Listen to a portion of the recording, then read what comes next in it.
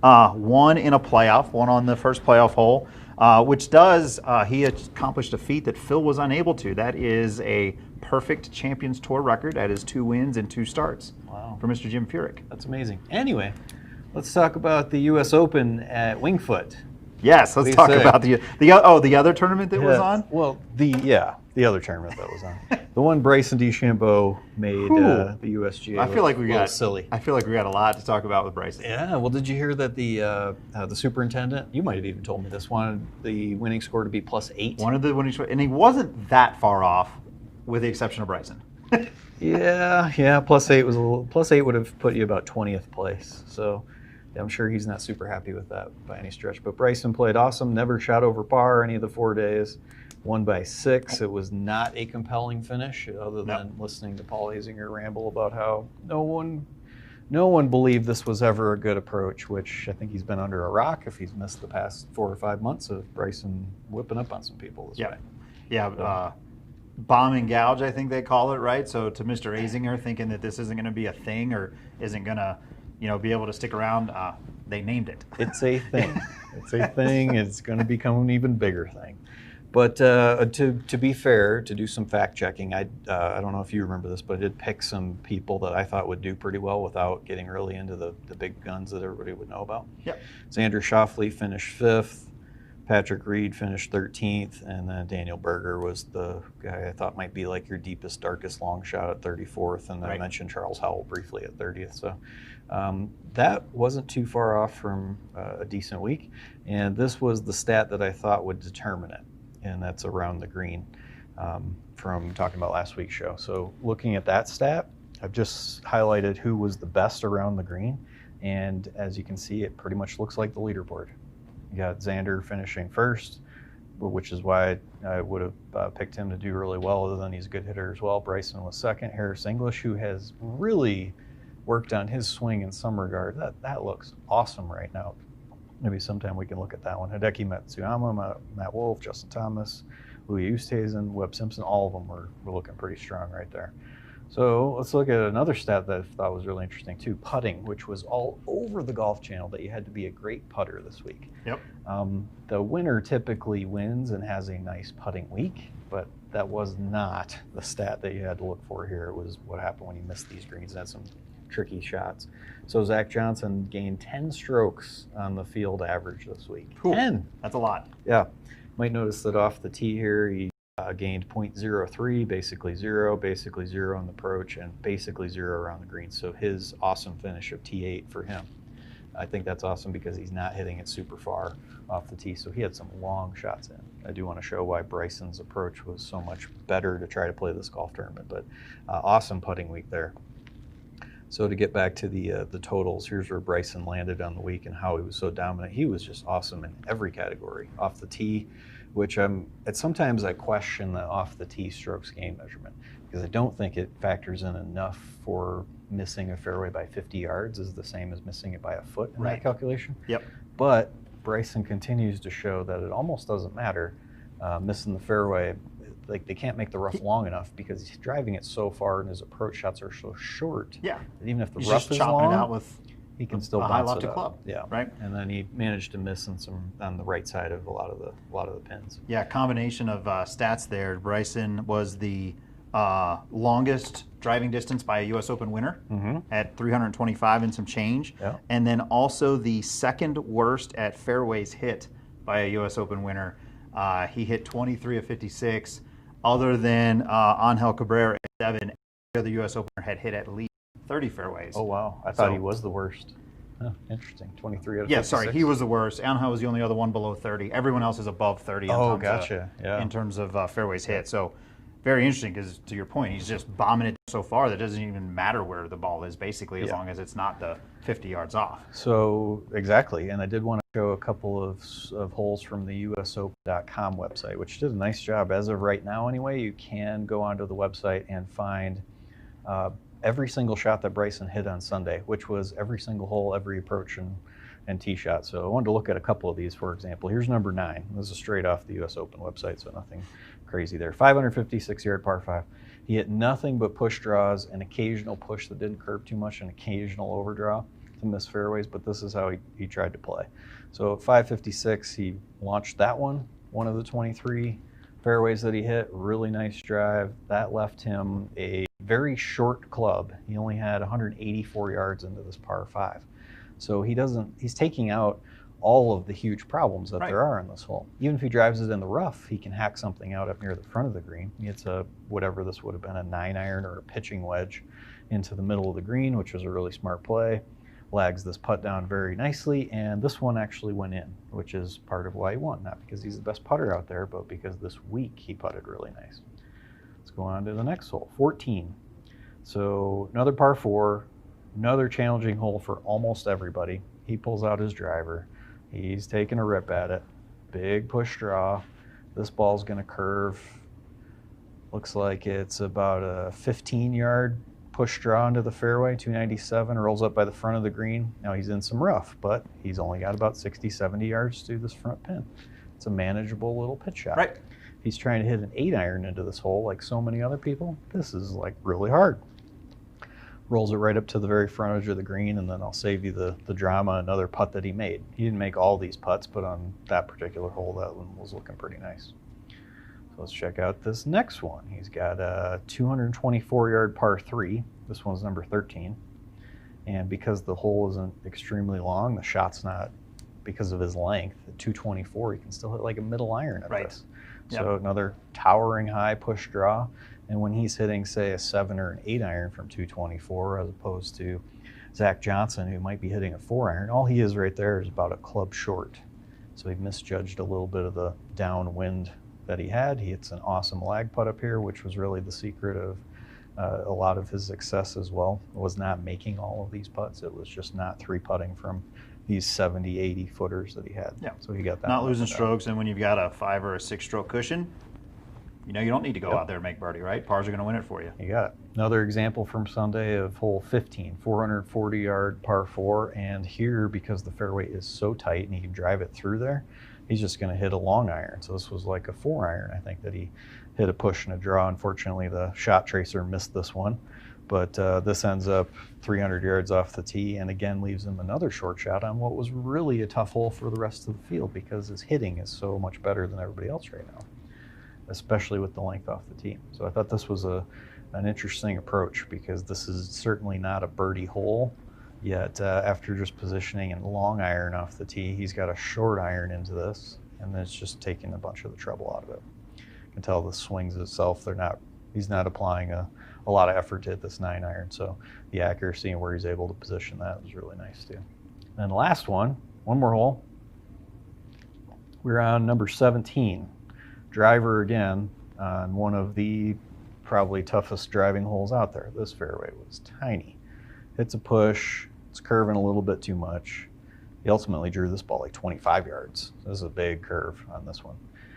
Ends up in the rough, 324 yards from the tee. Looks like it's just buried and gone in there. Azinger's saying, oh, this is a horrible lie.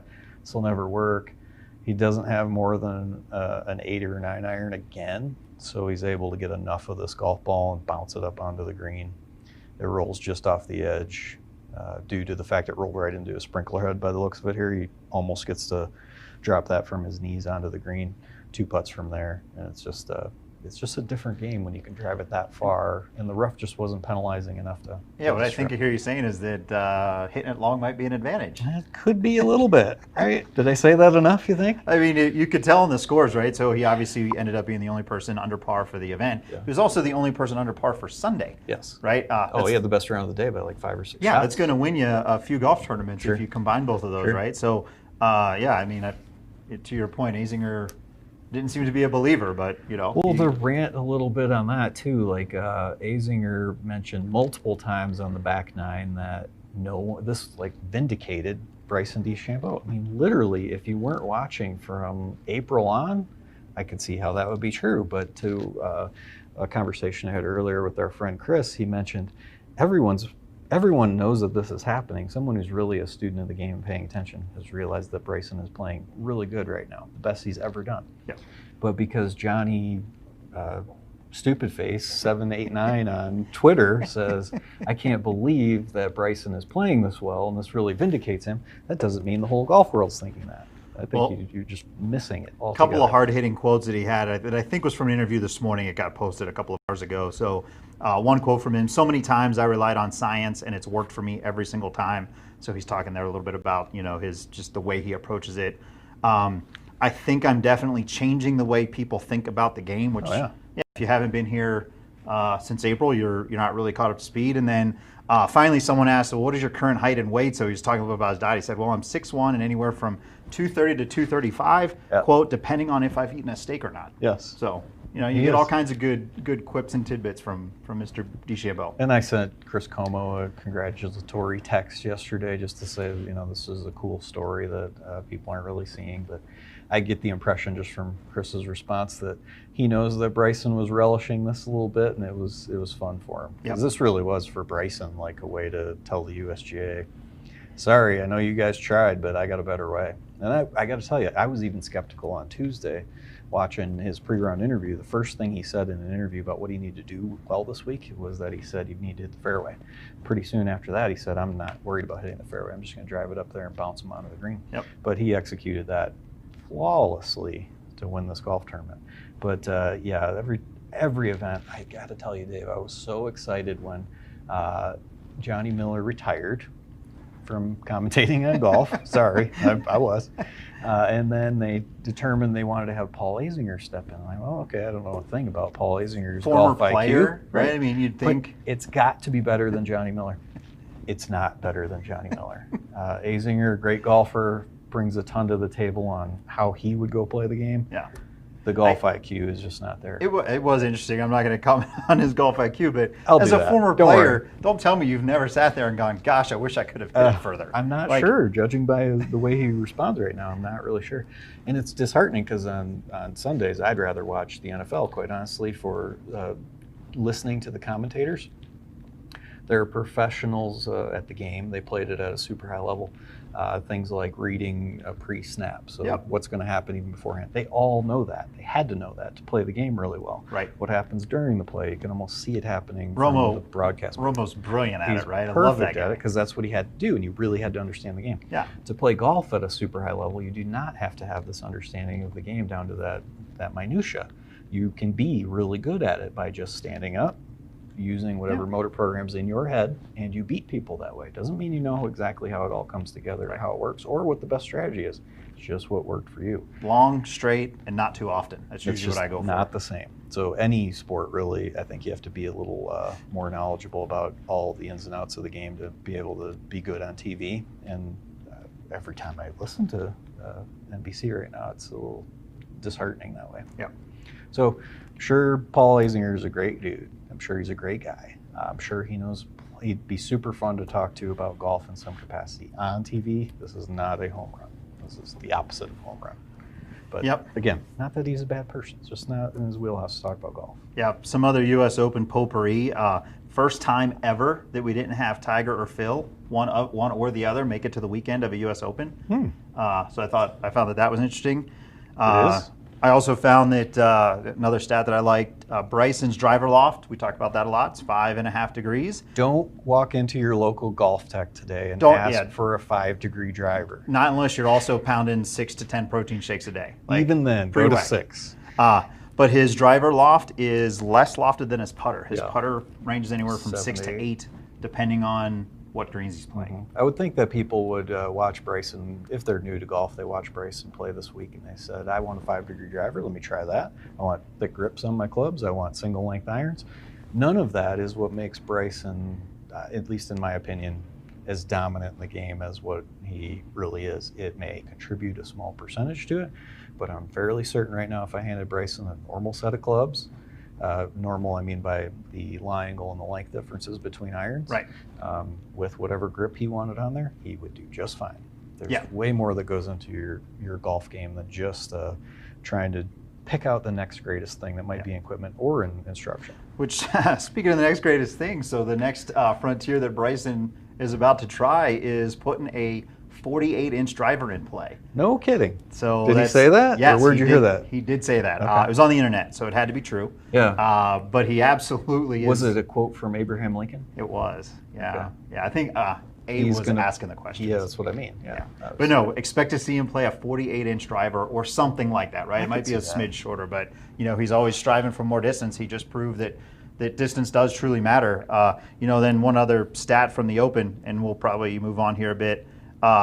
It was interesting. After Thursday, I watched a lot of Thursday. 21 players were under par at the end of the day Thursday. It felt like it was going to be a record U.S. Open in terms of number of people in red. No. And the course reared its ugly head by the time you got to the weekend. The superintendent wasn't real pleased about that. And you were talking a little bit about how it takes more than just the next greatest thing. Talk a little about Spieth. So he sounded broken in some of his interviews. He did. Real quick to talk about that 48-inch driver thing. I could see that being pretty interesting for Bryson in that he's already either hitting a decent drive or he is almost dead last in a stat that is if you miss the fairway by how much. He is so close to the bottom there that even if he misses the fairway a little bit more but gains another 15 or 20 out of it, might not be anything but positive too. Right. Every par 4 might be in play to drive it up to the green too.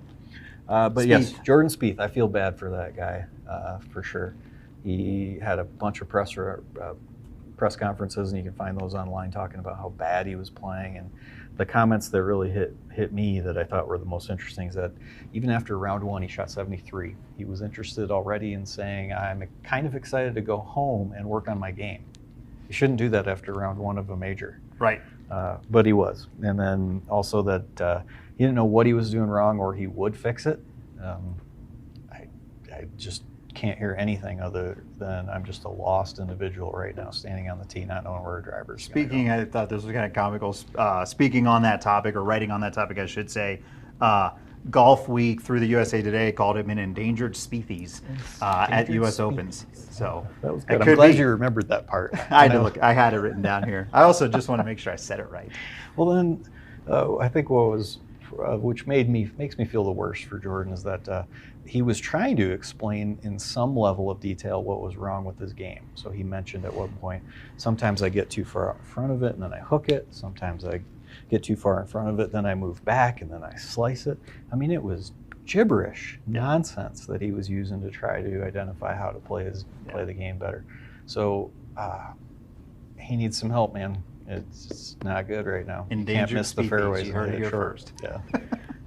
It is a bit concerning at this point in his game. Just the comment of I just want to get home and try to work at it. Right. It's so scary to me, for sure. So I got a couple other ones. Zach Johnson, do you see the first putt he had on the first hole?